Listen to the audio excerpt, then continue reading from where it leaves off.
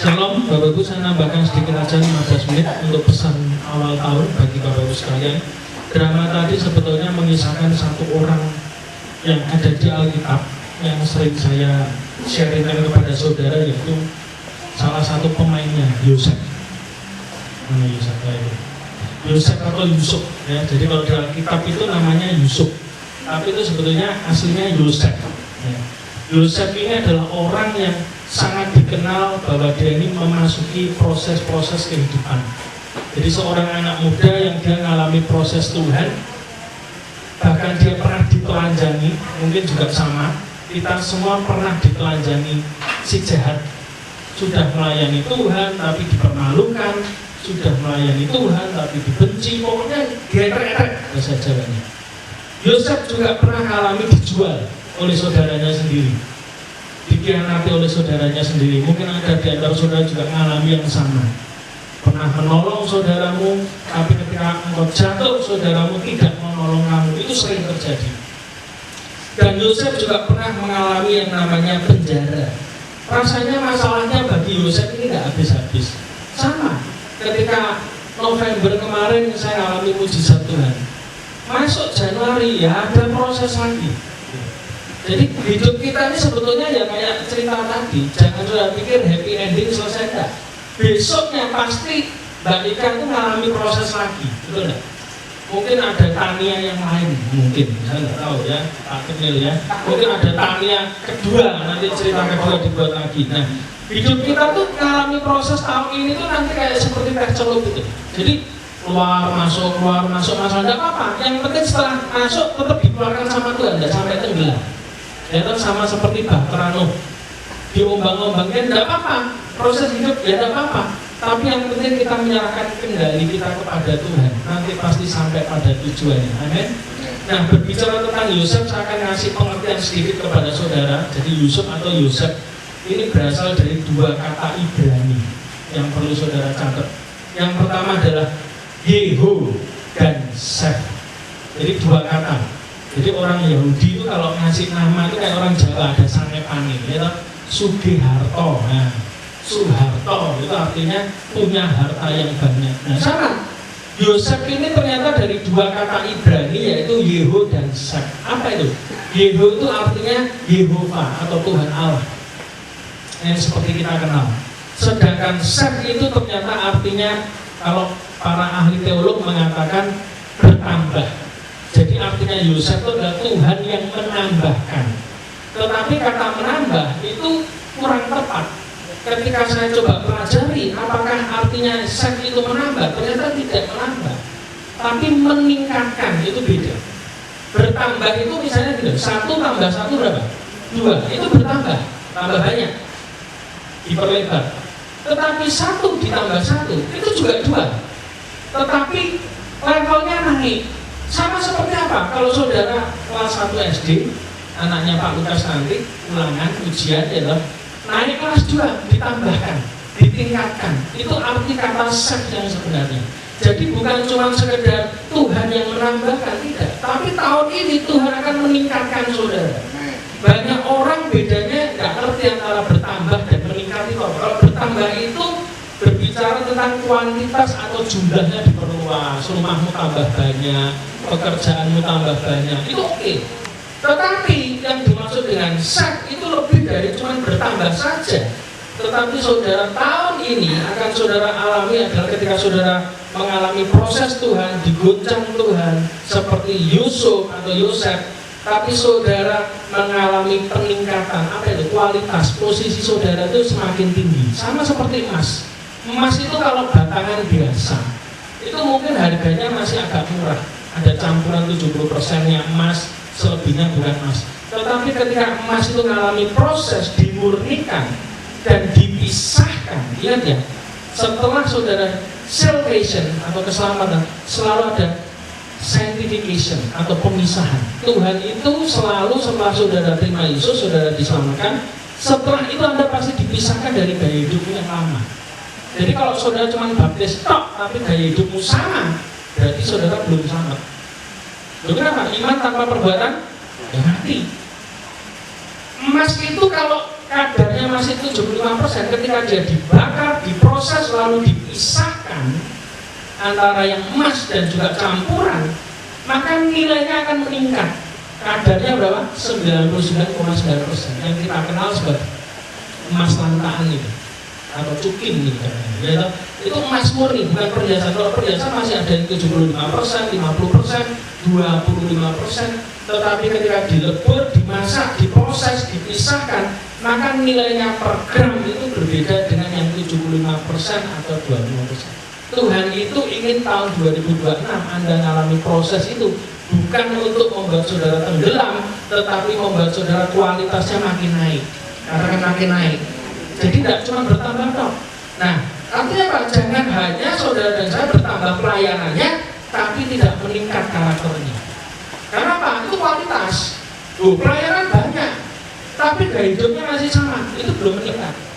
Itu cuma bertambah aja. Loh, kenapa kok bisa bertambah pelayanannya? Apa dipakai Tuhan? Belum tentu, karena nggak ada orang yang dipakai Tuhan selain saudara dan kita saja.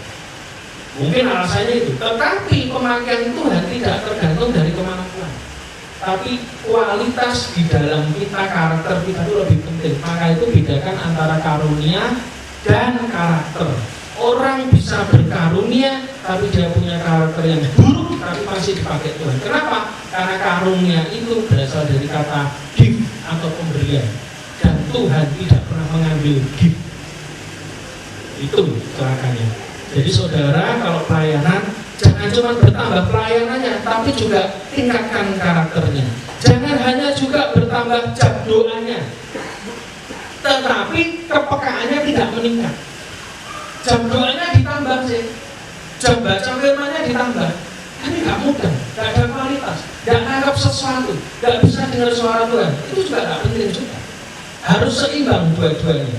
Yang ketiga, jangan sampai kita bertambah kekayaan kita, pekerjaan kita, bisnis kita, rumah kita, mobil kita, apapun kekayaan kita, kambing kita, Pak Yusuf, tetapi tidak meningkat kualitas hidupnya, percuma.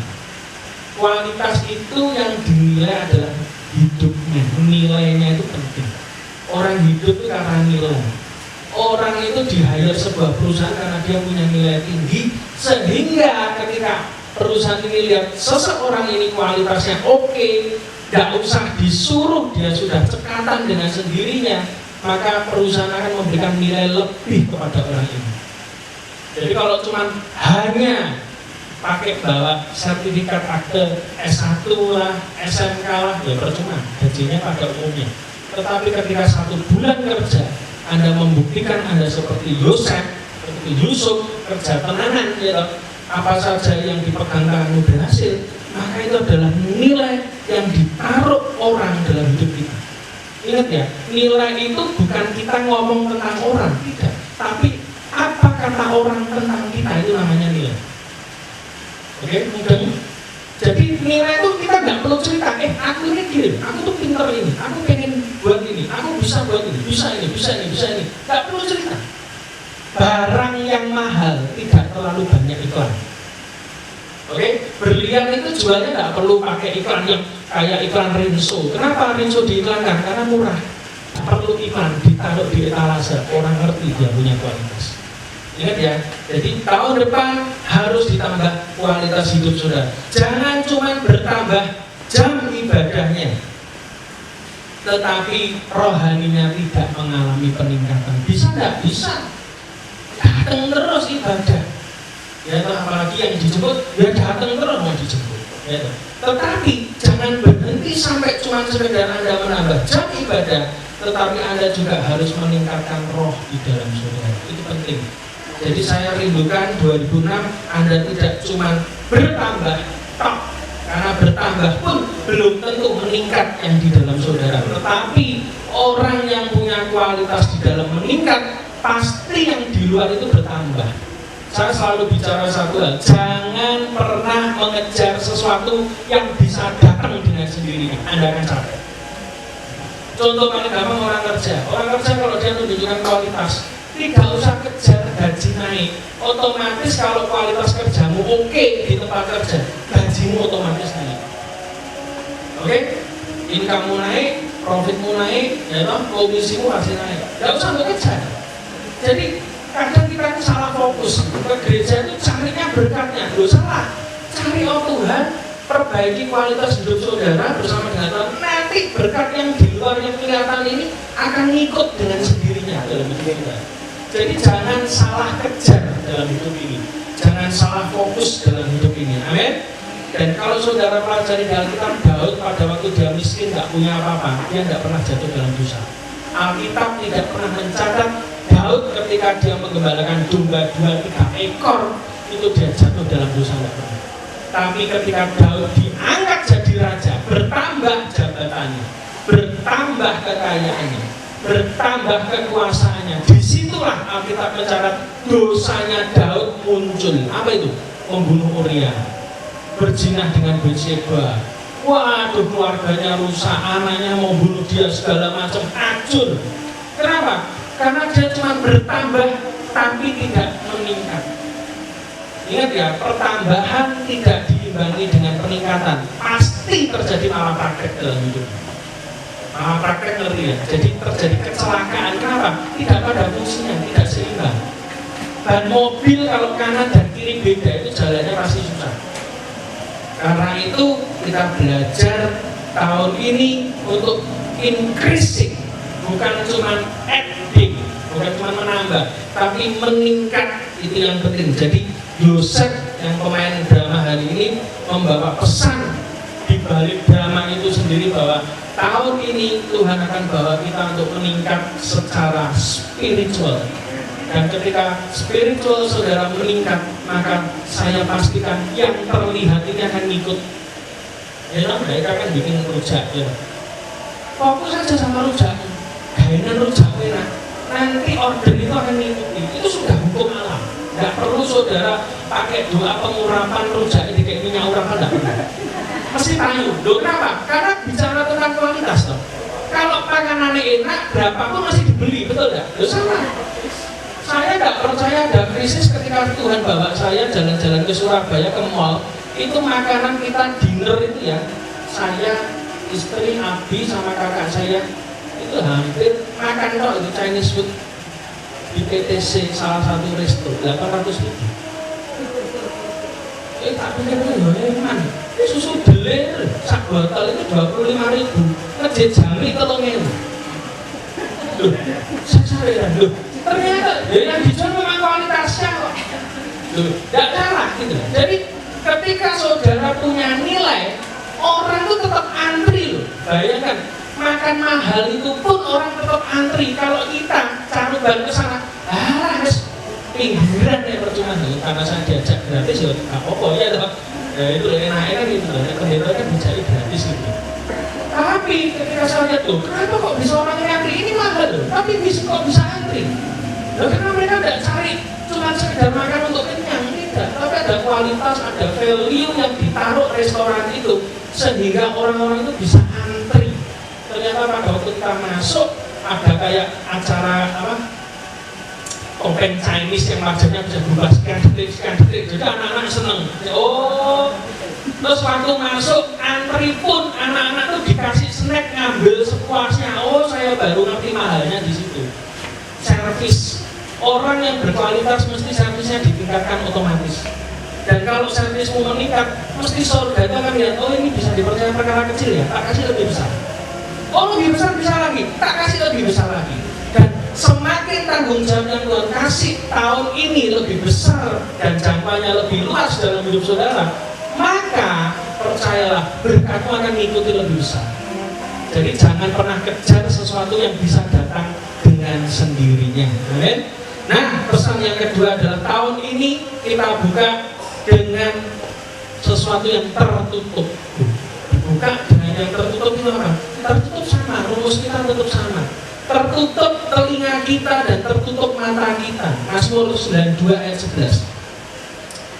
Mataku memandang seteruku, telingaku mendengar perihal orang-orang jahat yang bangkit melawan aku. Ya, orang kalau lihat kejahatan dia pasti serem. Tapi tahun ini kalau ingin saudara hidupnya bahagia, konsepnya tetap sama. Banjir rezeki dari dulu sekarang sampai selama-lamanya. Apa itu? Tutup mata dan tutup telinga terhadap lingkungan yang jahat dan toksik. tidak usah saudara pedulikan itu. Kenapa? Karena itu membuat engkau jatuh. Supaya apa? Ayat berikutnya Mazmur 92 ayat 12-15 saya bacakan. Orang benar akan bertunas seperti pohon kurma. Ketika saudara tidak fokus kepada kejahatan orang atau orang yang menjahati saudara, maka saudara akan seperti pohon kurma yang tumbuh subur, seperti pohon aras di Lebanon. Ayat 14. Mereka yang ditanam di bait Tuhan akan bertunas di pelataran Allah kita.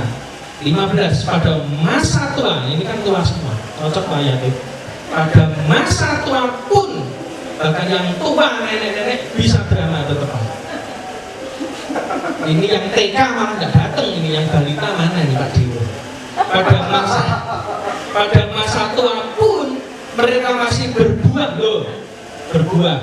Yang kedua apa? Menjadi gemuk. Nah, coba dilihat, tahun ini harus gemuk semua ya. Bu, ngiring-ngiring nggak apa-apa, penting gemuk ya. Yang ketiga, seger. Oh, tambah seger. Ya, 3 hal ini kan yang dicari, nggak perlu pakai skincare kan. 3 hal ini kalau saudara tertanam di bait Allah, fokus pada Tuhan, saudara pasti akan berbuah, gemuk, segar, sudah, nggak usah pakai skincare, sudah glowing. Ya, terus berikutnya ayat 16. Untuk apa? Untuk memberitakan bahwa Tuhan itu benar, bahwa Ia gunung batuku dan tidak ada kecurangan padanya. Bapak Ibu sekalian, belajar hari-hari ini untuk fokus. Kemarin saya baru menemukan satu rahasia.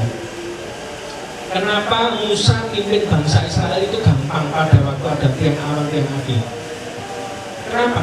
Karena bangsa Israel dilatih Musa untuk lihat bukan kepada fokus kepada dirinya sebagai pemimpin, tidak, tapi membuat bangsa Israel ini fokus sama Tuhan. Langsung lihat tiang awan, tiang api. Bangsa Israel diajari untuk melihat ketika tiang awan, tiang api mulai goyang bergerak, mereka sudah tahu itu tandanya mereka harus cepat ringkes untuk berangkat. Ketika mereka berangkat, lalu tiang awan itu bergerak, dan ketika tiang awan, tiang api itu kelihatannya berhenti, mereka sudah tahu di situ mereka harus tinggal. Gereja yang sehat adalah tidak membuat jemaatnya tunduk kepada pemimpinnya, tidak, tapi membuat mereka tunduk kepada Allah. Karena Alkitab berkata, tunduklah kepada Allah dan lawanlah iblis, maka dia akan lari daripadamu. Tunduknya bukan pada manusia, tunduklah pada. Maka dari itu banjir rezeki juga tetap sama tahun ini, tahun baru, tapi prinsipnya tetap sama. Apa itu? Saudara dan saya kita latih untuk fokus pada Tuhan. Ketika gereja diajari untuk fokus sama Tuhan, maka tidak ada konflik. Loh, kenapa? Anda sendiri yang melihat Tuhan dalam hidupmu kok. Jadi pemimpin itu tidak punya beban sebetulnya ketika memimpin gereja Tuhan. Kenapa? Karena gereja terkoneksi, matanya fokus kepada Tuhan. Di saat tiang awan bergerak, tiang api bergerak, mereka tahu bahwa mereka harus cepat-cepat berangkat. Gitu. Dan mereka harus melalui jalan apapun yang mereka lalui, hanya karena apa? Mereka melihat tiang awan dan tiang api itu belok kanan, dia belok kanan. Tiang awan, tiang api belok kiri, mereka juga belok kiri. Akhirnya apa? Ya selamat, perang menang terus. Sekali mereka berontak, sekali mereka tidak fokus, maka mereka jalan sendiri. Di situ mesti musuh Amalek datang menyerang mati. Yang kedua, gunakan telinga untuk apa? Buka telingamu untuk mendengar suara Tuhan. Hari-hari ini saya berdoa betul supaya saudara meningkatkan level kepekaan jauh lebih dari tahun-tahun yang sebelumnya. Kemarin saya juga pernah ngalami. Baru saja kemarin saya di Madiun, rencananya ketemu Pak Andre, ternyata Pak Andre masih di sawah. Terputar di Madiun, lalu tiba-tiba saya tuh ingat seorang pengusaha di Madiun yang support kita. Lalu saya puter gitu rumahnya, terus tiba-tiba aku pengen mampir ya, tapi saya merasa ngapain mampir gitu, karena waktu itu saya harus ngambil mobil kan, masuk bengkel, lalu saya muter lagi, jalan lagi. Ketika jalan sampai Serayu, saya tiba-tiba tambah gelisah gitu, mampir. Ya sudah, saya mampir. Akhirnya saya muter-muter, saya mampir ke rumahnya, dan yang mengejutkan dia berkata apa? Kue ini tak batin loh, kok sesuai gare ini, tak batin lagi, tak batin. Tak pikir parkir di mobil, karena saya kemarin pakai mobilnya mami saya yang putih itu, ya, jadi dia pangkling. Ya saya pakai Innova, ini kok pakai Afrika yang putih itu. Dia tak pikir duduk kue, tiba-tiba kue. Nah, akhirnya kita ngobrol, saya doakan selesai, ya toh, rumusnya Pak Dewa nek wis bab peperangan untuk jarahan ya. Ya jarane ya ora ngomong kok ya. Yang penting itu ya. Akhirnya saya doakan, saya pikir gini, loh, hari-hari ini tuh gitu loh. Kadang ketika saudara peka dengan suara Tuhan, taat ya. Kita nggak pernah tahu, ternyata ketaatanmu itu jawaban bagi orang yang butuh kamu. Nanti ya. Jadi kita pemimpin rohani juga sama, belajar mendengar.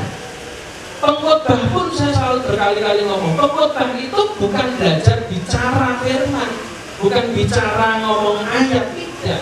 Kita ini sebetulnya belajar mendengar Tuhan dan kita mengomongkan apa yang kita dengar. Itulah yang membuat istilahnya seperti telur itu bisa crack gitu, bisa buka gitu, terjadi terobosan. Bukan dari apa? Bukan dari aku. Alkitab berkata, biarlah Yesus yang bertambah besar, kita yang bertambah kecil. Itu rumusnya. Kalau saudara dengar suara Tuhan, nah ini kan beberapa kan mulai peka ya loh. Nah, saya berdoa untuk yang ikut pelayanan ya, ini juga tak umumkan, yang ikut saya pelayanan kemana-mana, mbak-mbak yang nanti daftar sama Mbak Ika, itu tolong dipersiapkan. Saya itu mimpinya gitu loh, ketika kita masuk ruang ibadah ya, ibadah Anda itu saya bebaskan bukan sebagai pengintil. Loh kenapa? Ngintil terus gitu. Ngapain? Saudara udah kuduk ngentek bensin, solar itu tambah tek goro-goro rabotan mobil. Enggak. Saya pengen ke depan Mbak, kalau kamu ikut saya pelayanan, tiba-tiba kamu digerakkan Tuhan, kamu lihat ada satu jemaat yang kamu pengen doakan, silakan. Saya kan ngomong sama pendetanya, tim saya ini produk vulgar, jadi biarkan mereka bebas. Dia bilang, loh apa? Loh, nanti kalau salah gimana? Loh, mendoakan orang itu tidak ada yang salah. Tidak ada yang salah. Saya pun peka karena saya belajar dari salah-salah itu, salah tunjuk, salah doakan, salah nubuatan, ya apa salah gitu. Tapi kita nanti ke depannya ikut, termasuk Bu Tifah itu belajar Bu, doakan orang, ya toh, tumpang tangan orang. Loh, kita tidak pernah ngerti loh, jemaat yang datang itu punya masalah apa. Dan saya mau setiap orang yang ikut saya pelayanan tidak cuma ikut-ikutan toh. Ingat ya, tidak ikut-ikutan pelayanan, tapi ikut melayani. Ya, supaya apa? Nanti saya kalau khotbah itu gampang, dienteng no. Kenapa? Mereka sudah beres waktu Anda doakan itu. Jadi kita tuh tidak perlu pakai altar call macam-macam. Kenapa? Sudah pada waktu ibadah itulah kita mendoakan mereka. Ini pun juga harusnya kalau saudara peka, ini melatih saudara yang ikut saya bolak-balik. Harusnya ya ngono Kak Yunus. Aja keneng kok. Kenapa? Ini kan tahun meningkat. Masuk kayak ngintil aku terus, udah. Tujuan saya itu saudara ikut saya supaya saudara bisa pelayanan sendiri kemana-mana. Karena nanti ini Maret kemungkinan saya sudah di booking 1 minggu di Pontianak dan Pedalaman. Wis bener. Bojoku ora mungkin melok wong diri gak seneng nek wong becek-becek ya toh. Itu sudah mulai. Itu mulai nanti dikonekkan Maret sudah 1 minggu tak pindah. Jadi ibadah urusan ya toh. Pokoknya Pak Gari kalau Mas Gonto kalau tidak beres, semuanya aku ya. Nah itu terjadi gitu. Tapi saya belajar gini, pekal. Yang ikut saya bukan tur rohani ya. Jadi kadang ikut pengusaha kopeng kayak tur rohani. Nah itu kayak mau becek bareng mau desa ngono kan. Wah ya tidak mau saya. Tahun ini berbeda.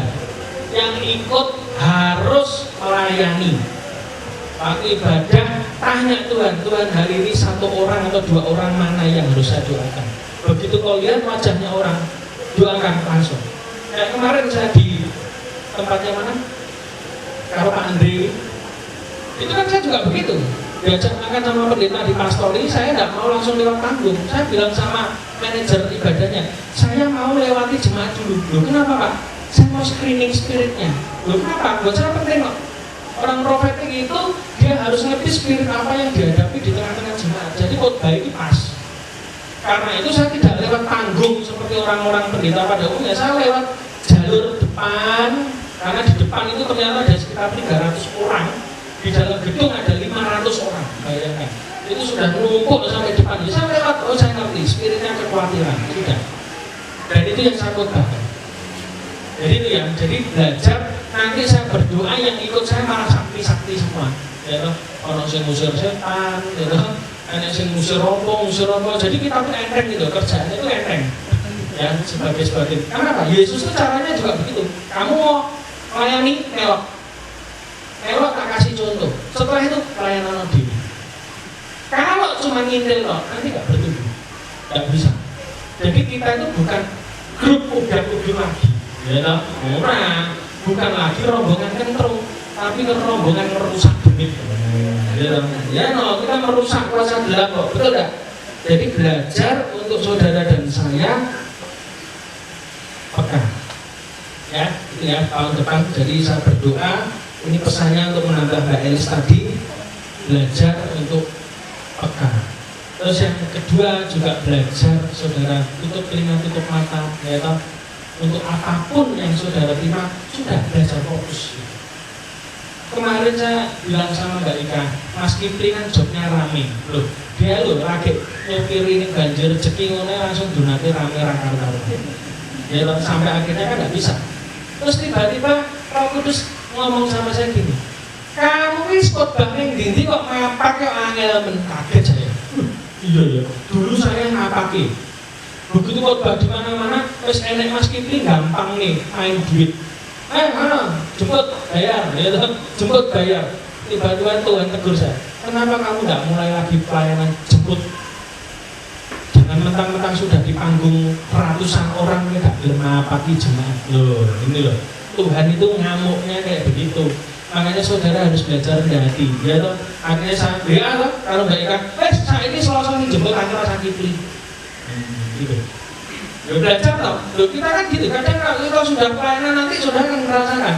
Nek pelayanan masih kecil-kecil kan ya gelem melakukan gitu. Ngepel, nyapu, noto kursi gelem. Tapi begitu kau sudah naik atas, males apa nek duit-duit itu bayari ae, rasain tidur ya. Makanya itu yang saya takutkan. Tiba-tiba Roh Kudus kemarin ngomong, kok saiki gak gelem jemput jemaat, kok gampang nih. Bukankah kamu berangkatnya itu dipakai Tuhan itu karena hal yang kayak begini-begini? Akhirnya saya memutuskan, kalau tak pakai duit. Gitu, harus begitu. Jadi saudara harus belajar ke basic. Seorang hamba itu ya begitu. Ya, namanya hamba Tuhan itu bunda Tuhan, bukan artisnya Tuhan. Ya, kasih tahu kanan kirimu, tahun ini harus meningkat semua. Ya.